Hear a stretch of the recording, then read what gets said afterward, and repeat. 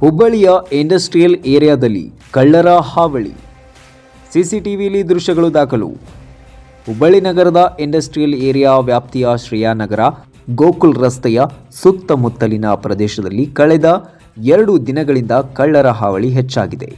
ರಾತ್ರಿ ಸಮಯದಲ್ಲಿ ಕಳ್ಳತನಕ್ಕೆ ಯತ್ನಿಸಿದ ವ್ಯಕ್ತಿಯ ಚಟುವಟಿಕೆಗಳು ಸ್ಥಳೀಯರ ಆತಂಕಕ್ಕೆ ಕಾರಣವಾಗಿವೆ.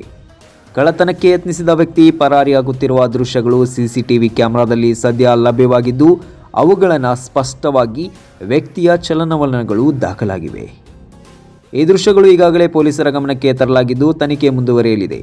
ಸ್ಥಳೀಯ ನಿವಾಸಿಗಳು ಹಾಗೂ ವ್ಯಾಪಾರಸ್ಥರು ಈ ಕಳ್ಳನನ್ನು ಶೀಘ್ರವಾಗಿ ಪತ್ತೆ ಹಚ್ಚಿ ಕಾನೂನು ಕ್ರಮ ಕೈಗೊಳ್ಳಬೇಕೆಂದು ಪೊಲೀಸರ ಮೇಲೆ ಒತ್ತಾಯಿಸಿದ್ದಾರೆ.